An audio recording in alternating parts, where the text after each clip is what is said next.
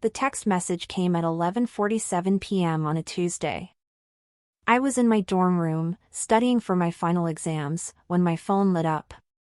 It was from a number I didn't recognize. But the screenshot attached to it, I knew exactly who had sent that. It was a conversation I had with Zara. My best friend. The person I trusted more than anyone in the world. Only the screenshot wasn't shared to hurt someone else. It was shared to destroy me. And what made it worse? The conversation wasn't real. She had twisted every single word I said. By the time I finished reading that message, my hands were shaking so badly I couldn't hold my phone. My roommate was already looking at me differently. The whispers had already started in the hallway. And the girl who called me her sister just 12 hours ago, she was the one holding the knife. How did it all get to this point? Let me take you back. Before the whispers. Before the screenshots. Before I learned that some people collect your secrets like weapons. I met Zara in my first week of college. I was sitting alone in the cafeteria, trying to look like I belonged somewhere I clearly didn't. I had moved to this city from a small town, 400 miles away from my family. My parents had saved up for years to send me here. My mother cried at the train station. My father didn't say much, but he held my hand a little too long before letting go. I was supposed to be the first person in my family to graduate college. That pressure sat on my chest every single day. So when Zara sat down across from me at that cafeteria table and said, "You look like you need a friend," I almost cried right there. She had this energy. This warmth. She made you feel like you were the only person in the room. We became inseparable after that. Same classes. Same study groups. Same coffee shop every Thursday afternoon. She knew things about me that no one else knew. That I was terrified of failing. That I sometimes called my mom at 2 a.m. when I couldn't sleep. That I had never been in a real relationship because I was too scared of getting hurt. Zara knew all of it. And I thought that made us closer. Stop for a second. Think about the person you trust the most in this world. The one you tell everything to. The one who knows your fears, your insecurities, the things you don't even tell your family. Now imagine that person using all of it against you. Not in a fight. Not in a moment of anger. But carefully. Quietly. Like they had been planning it for months. That's what happened to me. And I'm asking you this, have you ever trusted someone so completely that you stopped paying attention to the red flags? Think about it. Let's continue. I introduced Zara to all my friends from back home. I defended her when other people said she was too much or dramatic. I stayed up with her through her own breakdowns, her own late-night crying calls, her own messy situations with boys who didn't treat her right. I thought that's what friendship was. Giving without counting. Loving without conditions. But here's the thing I didn't understand back then. Some people don't see friendship as a bond. They see it as an investment. And they expect returns. Zara wanted something from me. I just didn't know what it was yet. It started small. Little comments that seemed harmless at first. When I got an A on a paper, she would say, "Must be nice to have that much free time to study." When a professor complimented me in class, she would roll her eyes and whisper, "Teacher's pet." When I told her I was applying for a scholarship that could cover my entire tuition for the next 2 years, she didn't congratulate me. She said, "You know those are mostly for people with connections, right? Don't get your hopes up." I brushed it off. She's just stressed, I told myself. She's not doing well in that class. She's having a hard time at home. She doesn't mean it. But the comments kept coming. And slowly, I started shrinking. I stopped sharing my good news with her. I stopped talking about my grades. I stopped mentioning the scholarship. Because every time I succeeded at something, she found a way to make me feel guilty about it. That was the first twist I should have seen coming. The person who claimed to love me the most couldn't stand to see me win. But I didn't see it. Because she was my best friend. And best friends don't do that. Right? Then came Arian. He was in our literature class. Quiet. Smart. The kind of person who listened more than he talked. I had a crush on him for months. Zara knew about it. I told her everything, how my stomach flipped when he smiled, how I practiced conversations with him in my head, how I once changed my entire outfit 3 times before a study group just because I knew he would be there. Zara encouraged me. Go for it, she said. You deserve someone good. So I did. I started talking to Arian. Small conversations at first. Then longer ones. Then late-night texts that made me smile into my pillow. He asked me out 2 weeks before winter break. I was so happy I cried. And Zara? She was the first person I told. She hugged me. She screamed. She said she was so proud of me. But something felt different. Her smile didn't reach her eyes. A week later, Arian canceled our date. He said something had come up. Family stuff. He'd explain later. I believed him. The next day, I saw him walking across campus with Zara. They were laughing. Close. Too close. My stomach dropped. I called Zara that night. I asked her what was going on. She sighed. Like I was being dramatic. Maya, we're just friends. He was upset about something and needed to talk. I was just being there for him. Isn't that what you would want? I felt crazy for even asking. So I apologized. I told her I was being insecure. That I trusted her. That I was sorry. She said it was fine. She said she understood. But 3 days later, Arian texted me. He said he didn't think we should go out anymore. He said he had realized he wasn't ready for a relationship. And then, he stopped replying to my messages altogether. 2 weeks after that, I found out he was dating Zara. She never told me. I found out from a mutual friend who assumed I already knew. When I confronted Zara, she cried. She said it just happened. She said she didn't mean to hurt me. She said she tried to tell me but didn't know how. And like an idiot, I forgave her. Because she was my best friend. And I thought friendship meant forgiveness. Winter break was hard. I went home to my parents. My mom asked about Zara. I lied and said everything was fine. I didn't tell them that I spent most of my nights staring at my ceiling, replaying every interaction, wondering what I had done wrong. But when I got back to campus for the spring semester, something had shifted. Zara and Arian were official now. They sat together in class. They held hands in the hallway. And I was the third wheel in my own friendship. I tried to be happy for her. I really did. But every time I saw them together, something inside me cracked a little more. So I threw myself into my work.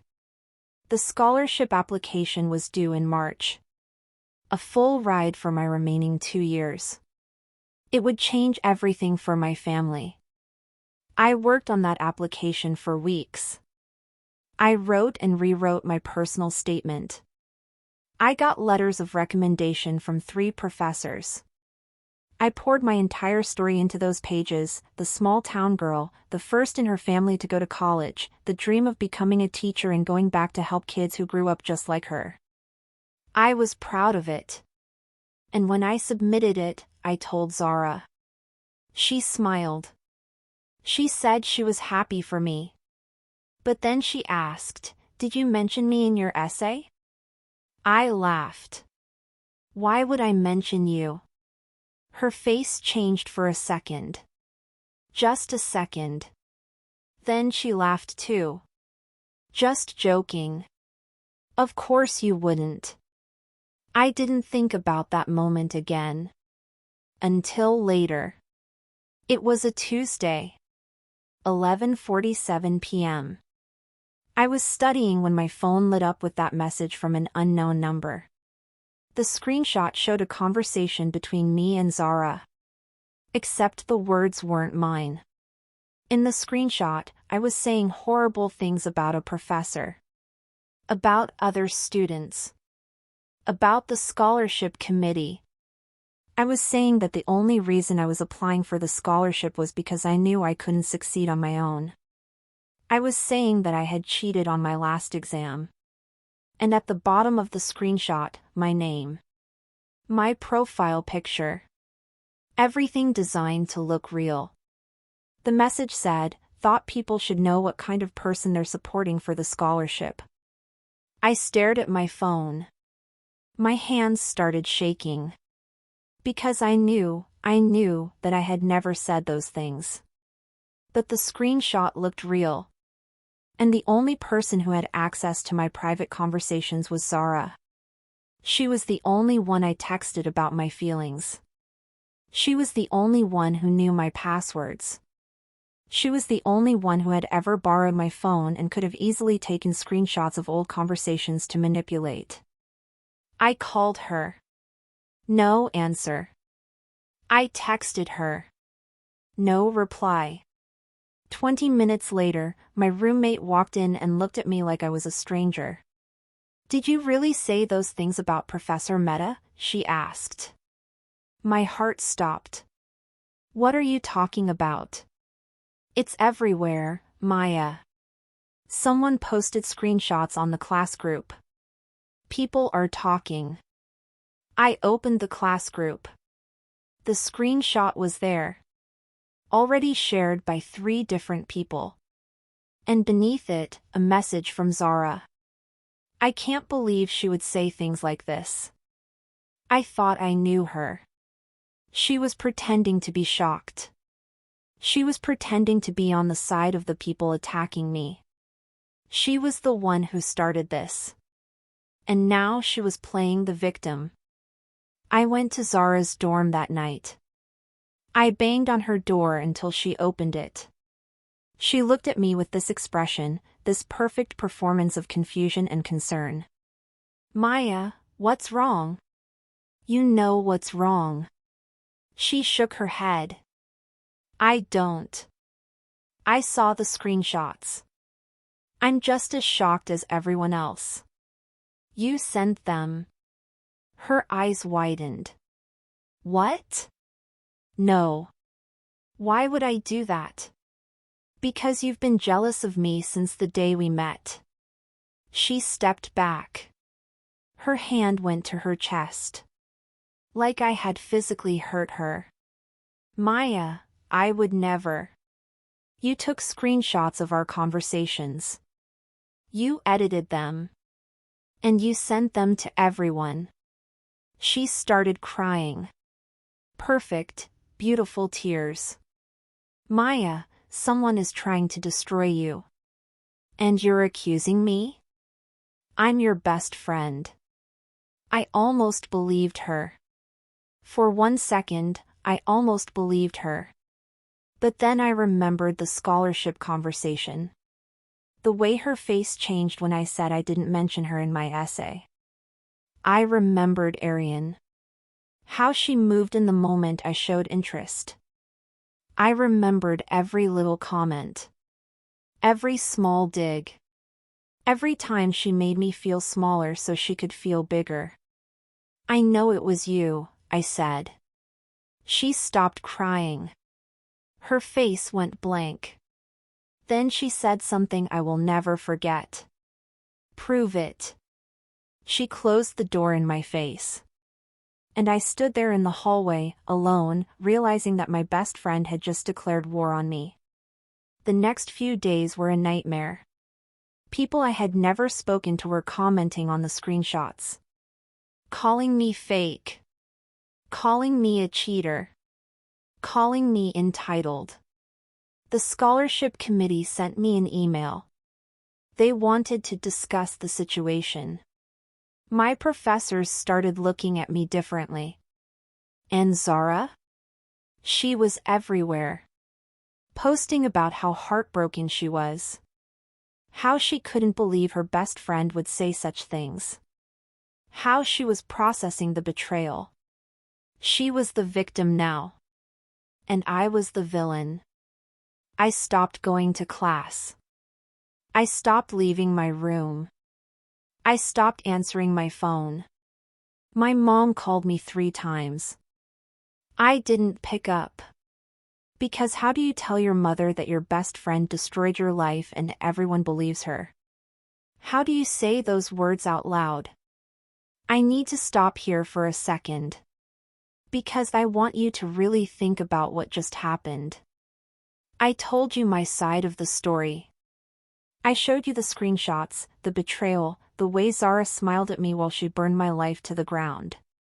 And I know, right now, you probably believe me. But here's the thing.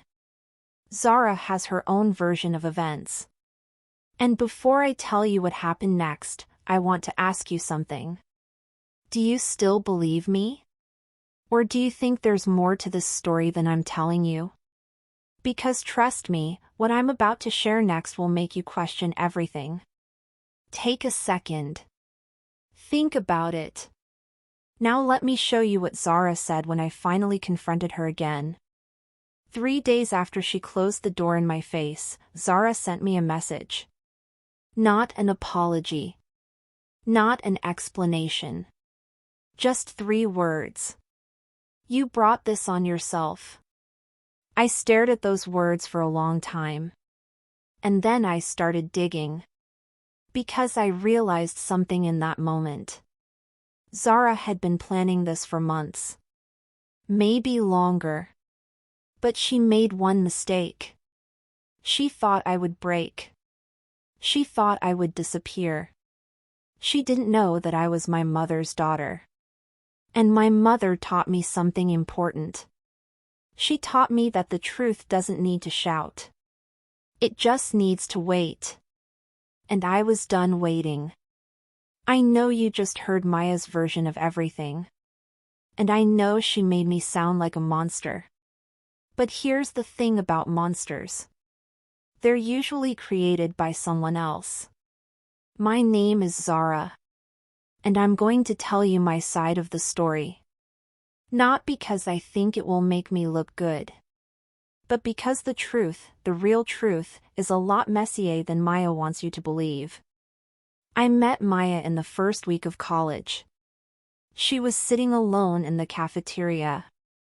She looked lost. Scared. Like she didn't belong. And I know that feeling. Because I've felt it my entire life. My parents divorced when I was 12. My dad moved to another country and started a new family. My mom worked 2 jobs to keep us afloat. I barely saw her. I grew up feeling invisible. Like I was always the second choice. The backup plan. The person people settled for when they couldn't get what they really wanted. So when I saw Maya sitting alone, I thought, here's someone who gets it. I sat down next to her. I said, you look like you need a friend. And I meant it. I really meant it. Maya said I was jealous of her success. But she didn't tell you that I was the one who helped her study for every single exam she aced. She didn't tell you that I was the one who proofread her scholarship application 3 times.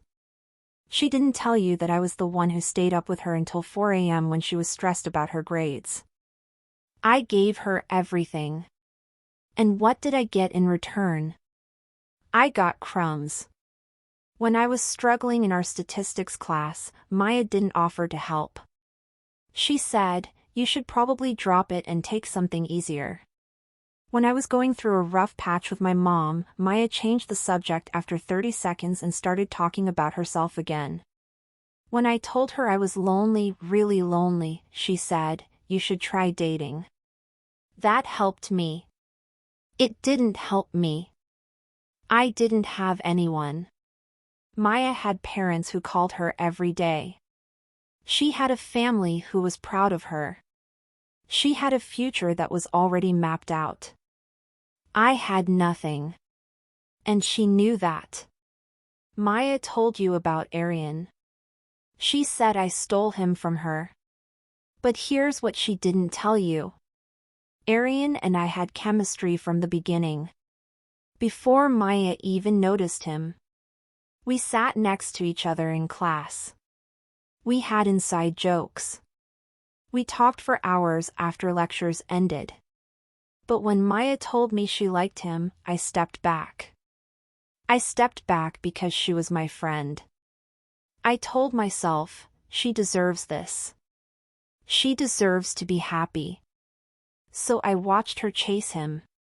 I watched her change her outfits 3 times before study groups. I watched her practice conversations in her head.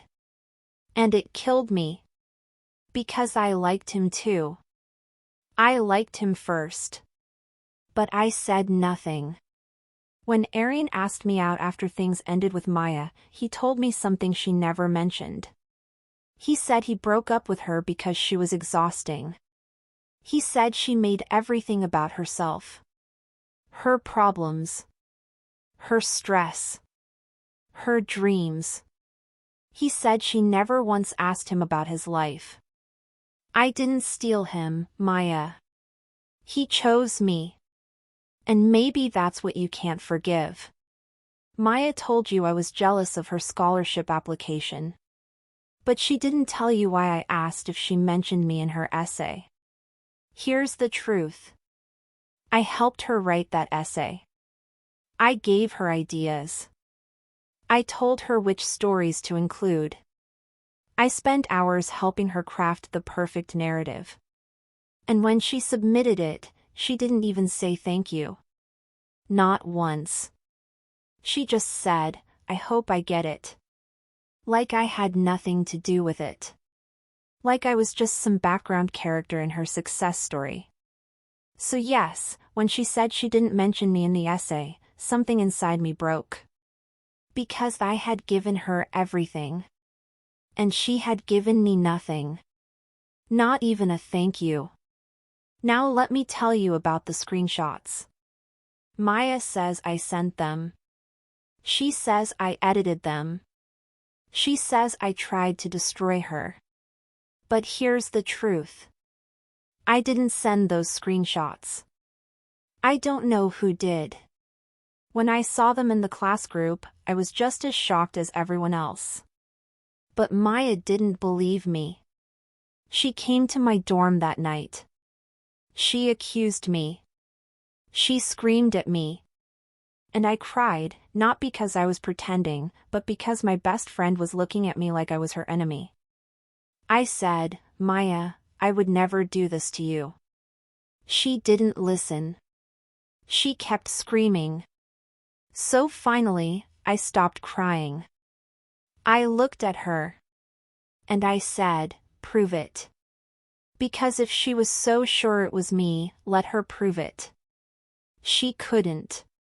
And that's when I realized something. Maya needed someone to blame.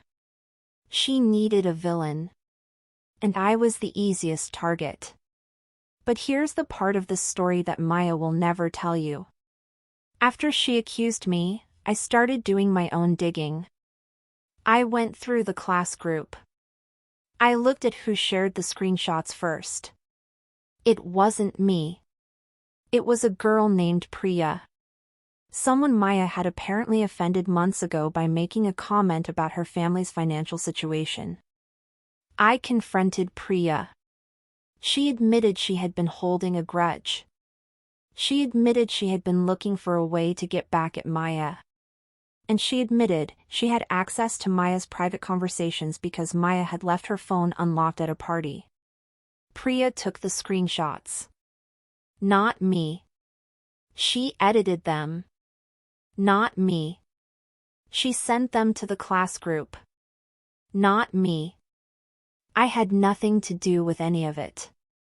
But Maya was so convinced I was the enemy that she never stopped to consider anyone else. You're probably wondering, if I didn't do it, why didn't I just tell Maya the truth? Why didn't I clear my name? Because I was tired. Tired of always being the one who had to prove myself. Tired of always being the one who had to apologize. Tired of always being the one who had to fix things. Maya had accused me of the worst possible betrayal. And she hadn't even asked for evidence. She had just decided I was guilty. So I thought, fine. If she's going to believe the worst about me without even trying to find the truth, then let her. Let her sit in her room. Let her feel sorry for herself. Let her wonder who really did this to her. Because maybe, just maybe, she would learn something. She would learn that the world doesn't revolve around her. She would learn that not everything is about her feelings. She would learn that sometimes, the person you think is the villain is just someone who got tired of being invisible. But here's what I didn't expect. While Maya was hiding in her room, convinced that I had destroyed her life, something else was happening. Priya wasn't done. She saw how easy it was to blame me. She saw how quickly everyone believed that I was the mastermind behind everything. And she realized she could do more damage. So she started spreading more rumors. She told people that Maya had cheated on her entrance exams. She told people that Maya's family had paid for her admission. She told people that Maya had been expelled from her previous school for plagiarism. None of it was true. But people believed it. Because once the first lie takes hold, every lie after that just looks like more evidence. And Maya still thought I was behind all of it. She never once looked at Priya. She never once asked the obvious question, who actually benefits from destroying both of us? Maya will tell you that I was jealous of her. And maybe, some part of me was. But here's what I really wanted. I wanted her to see me. Not as her sidekick. Not as her emotional support person. Not as the friend who was always there to clean up her mess. I wanted her to see me as an equal. I wanted her to ask about my life the way I asked about hers. I wanted her to stay up late for me the way I stayed up late for her. I wanted her to say thank you, just once, without me having to ask for it. That's all I ever wanted. But Maya was so focused on her own story that she never looked up to see mine. Maya told you I sent her a message that said, "You brought this on yourself." She's right. I did. But she didn't tell you what happened before that message. 2 hours earlier, I had gone to her room. I had tried one more time to talk to her. To tell her about Priya. To explain that I wasn't the enemy. She opened the door. She looked at me. And she said, "Get away from me. You destroyed my life." I tried to speak. I tried to tell her the truth. She slammed the door in my face. So I went back to my room. I sat on my bed. And I typed those words. You brought this on yourself. Not because I was proud of what happened. But because I was done. Done trying to save someone who didn't want to be saved. Done trying to prove my innocence to someone who had already decided I was guilty. Done being the villain in her story when all I ever wanted was to be seen. Okay. Now you've heard both sides. Maya's version. And mine. You heard Maya say that I was jealous. That I stole her boyfriend. That I edited screenshots to destroy her scholarship chances. And you heard me say that I was invisible. That I gave her everything and got nothing. That someone else, Priya, was the real culprit. So here's my question for you. Who do you believe now? Is Maya the innocent victim she claims to be? Or am I just someone who got tired of being used? Think about it. Because what I'm about to tell you next, the truth that neither of us has told you yet, will change everything you think you know about this story. 3 weeks after everything fell apart, I got a call from Maya's mother. She said Maya had stopped going to class. She said Maya wasn't eating. She said Maya was talking about dropping out of college altogether. And then she said something that made my blood run cold. Maya told me you were behind everything. But I found something in her room that makes me think she's lying to me. To everyone. I asked what she found. She paused. Then she said, a second phone. Hidden in her drawer. With messages that prove she planned all of this herself. I didn't believe it. But then she sent me a screenshot. And the screenshot showed something I never expected. Maya. Messaging someone. Talking about how she needed a big story to get sympathy for her scholarship application. Maya. Talking about how she would sacrifice our friendship to make herself look like a victim. Maya. Admitting that she had edited the screenshots herself. Not Priya. Not me. Maya. I need to stop here. Because what I'm about to tell you, I still have trouble believing it myself. You've heard Maya's side.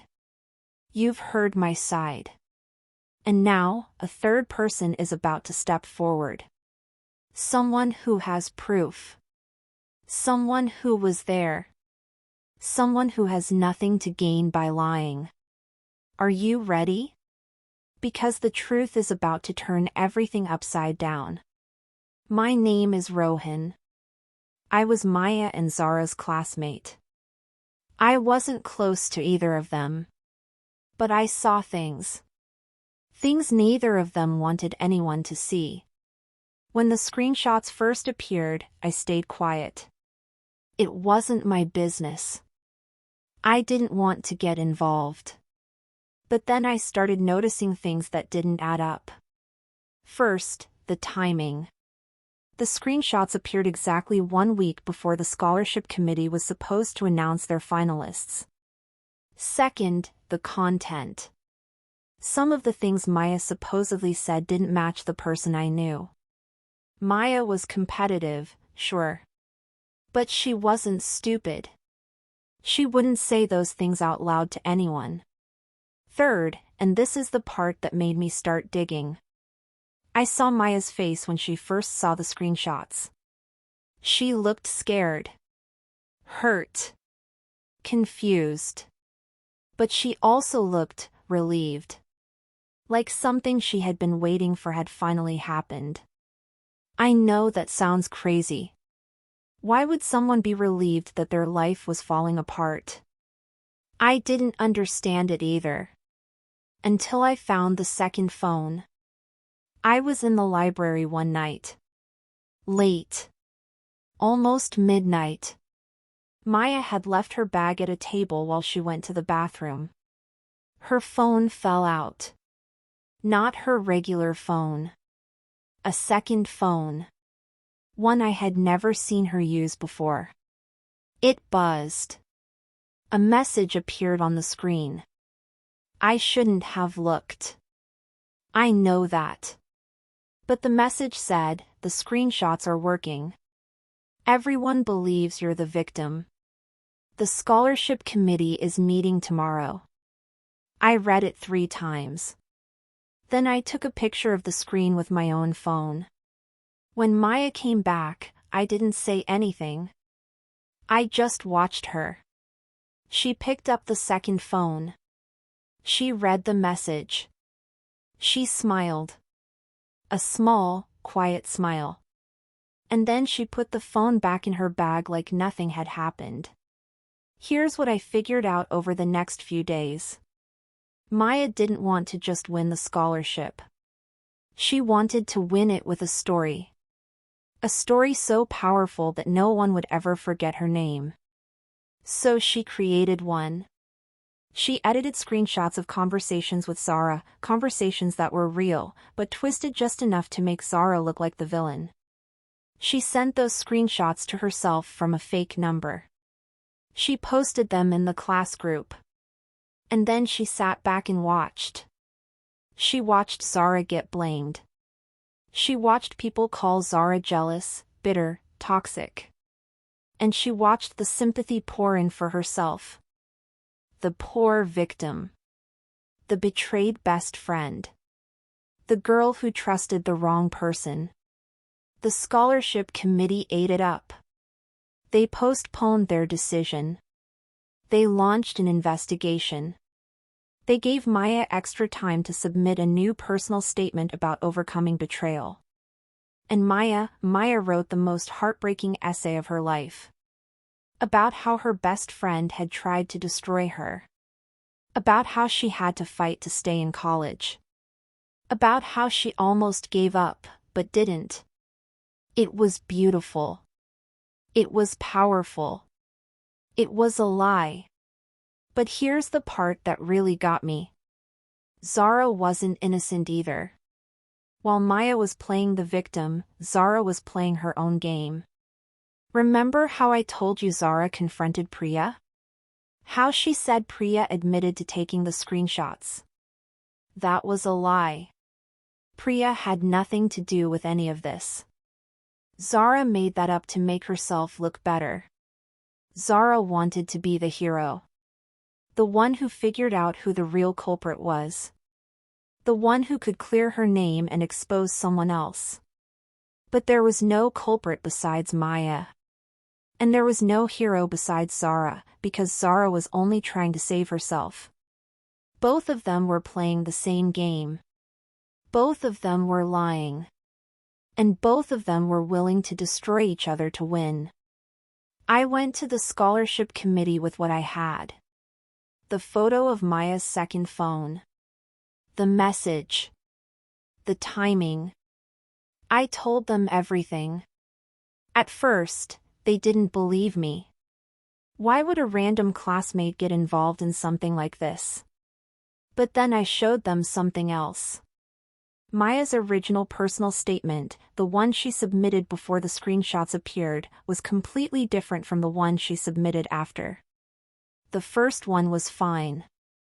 Well written. But ordinary.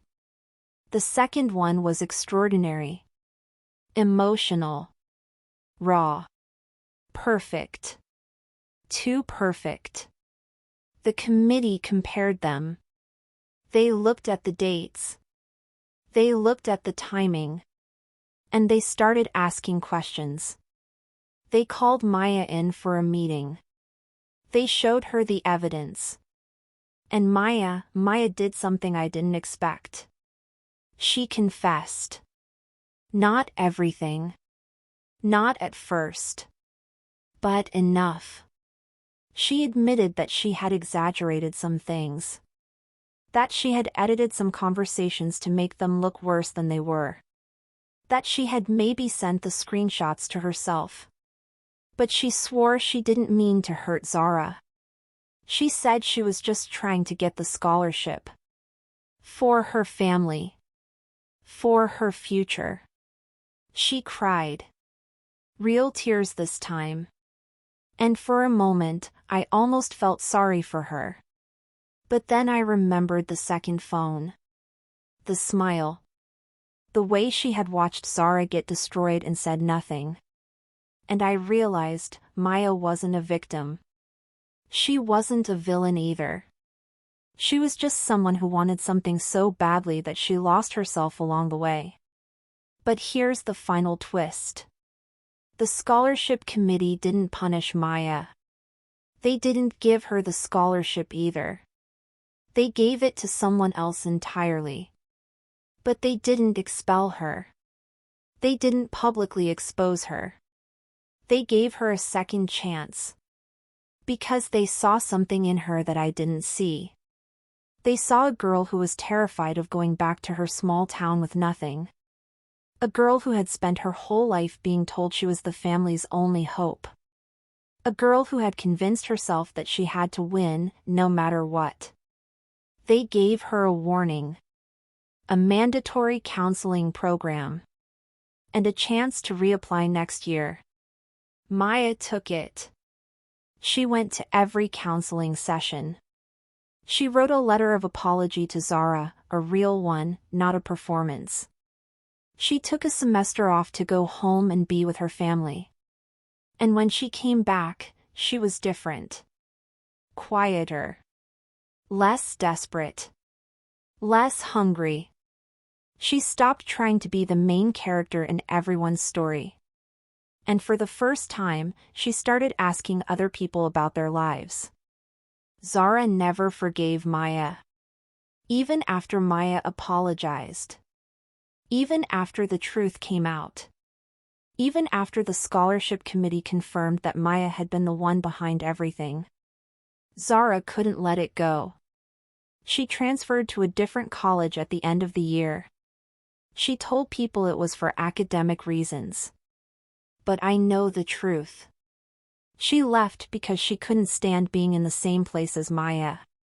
Not because Maya had hurt her, but because Maya had shown her something about herself that she didn't want to see. Zara had been jealous. She had been bitter. She had been willing to let Maya take the fall for something she didn't do, because it made her look like the hero. She wasn't innocent. She was just better at hiding it. I'm Rohan. The person who found the truth. And I learned something from all of this. Sometimes, there is no villain. Sometimes, there are just two people. Both scared. Both hurting.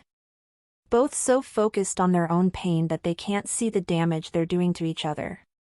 Maya wanted to be seen as successful. Zara wanted to be seen as worthy. And neither of them got what they wanted, because they were willing to destroy each other to get it. The scholarship went to a girl named Kavya. A quiet girl who had never been in any drama. She used the money to start a tutoring program for underprivileged kids in her hometown. She never knew about any of this. And honestly, that's probably for the best.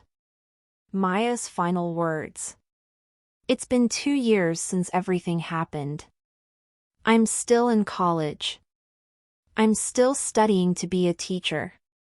And I'm still the first person in my family to graduate. But I'm not the same person I was. I used to think that winning was everything. That the end justified the means. That if I didn't come out on top, I had failed. I was wrong. Winning at someone else's expense isn't winning. It's just surviving. And surviving isn't the same as living. I hurt Zara. I hurt myself. I hurt people who had nothing to do with any of this. And for what? A scholarship I didn't even get? A story that wasn't even true? I think about the second phone sometimes. The one I used to text myself from a fake number. The one I used to plan my own victimhood. I destroyed it a year ago. But I can't destroy what it represents. The part of me that believed I had to be broken to be loved. The part of me that thought pain was the only thing that made a story worth telling. I was wrong about that too. The best stories aren't the ones where someone wins.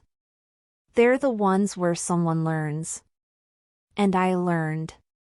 I learned that friendship isn't about what you get from someone. It's about what you give, without counting.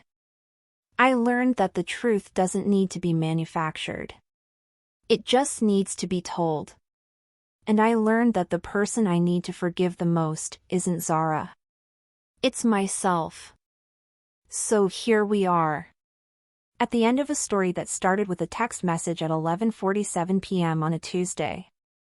A story about two friends who loved each other and destroyed each other. A story about how easy it is to become the villain when you're too busy playing the victim. If you made it this far, thank you.